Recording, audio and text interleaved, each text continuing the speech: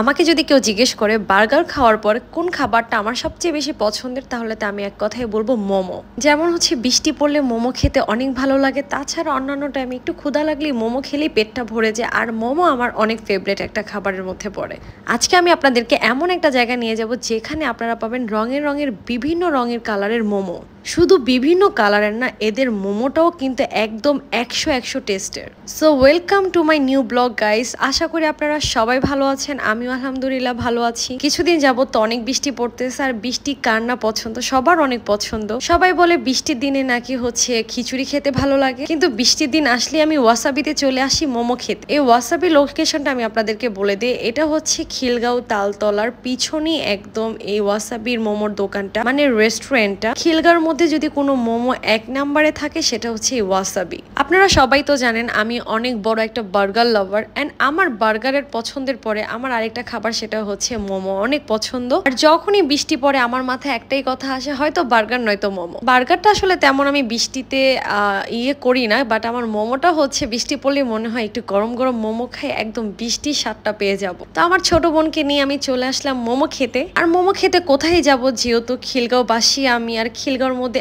এত মজাদার একটা ফুডের দোকান আছে সেটা হচ্ছে মোমো ওয়াসাবি।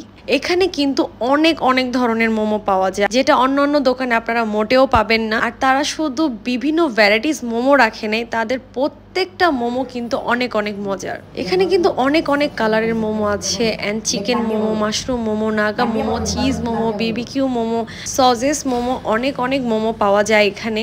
বিভিন্ন রঙেরও কিন্তু মোমো পাওয়া যায়। যারা আপনারা অনেক বেশি ঝাল খেতে পছন্দ করেন তাদের জন্য একদম পারফেক্ট একটি প্লেস। বাট আমি একদমই ঝালখোর না, আমার মোটেও ঝাল খেতে ভালো লাগে না। এখানে আমি অনেকগুলো মোমোই টেস্ট করেছি, বাট আমি আজকে শুধুমাত্র চিকেন মোমোটাই নিয়েছিলাম, চিকেন চিজ মোমো। কারণ হচ্ছে এত সুন্দর বৃষ্টি পড়তেছে বাইরে, আমি এটা একদমই ওয়েস্ট দিতে চাচ্ছিলাম না। আর এদের মোমোর স্মেলও আসে অনেক অনেক সুন্দর। যেমন আপনারা বিরিয়ানি সামনে নিলে একটা অনেক সুন্দর ঘ্রাণ পান না, ঠিক তেমনই এদের মোমোটা যখন সামনে আসে না, গরম গরম ধোয়ার সাথে তাদের মোমোর একটা স্মেল আসে। আর এদের দুইটা সস দেয়, দুইটা সস একসাথে মিক্সড করে খাওয়াটা যে কি মজা, আমি আপনাদেরকে যেভাবে বলতেছি আমার মনে হয় আপনাদের এখনই মুখ থেকে পানি পড়ে যাবে, এত মজা মজা করে আমি কথাগুলো বলতেছি। আমার মতো যদি আপনারাও মোমো লাভার হন, তাহলে আপনারা অবশ্যই ওয়াসাবিতে চলে যাবেন মোমো খাওয়ার জন্য। আর দেখেন মাশাআল্লাহ বাইরে কত সুন্দর বৃষ্টি পড়তেছে, এই বৃষ্টি দেখতেছি, মোমো খাচ্ছি, এর থেকে আর মজা কি ফিল হতে পারে।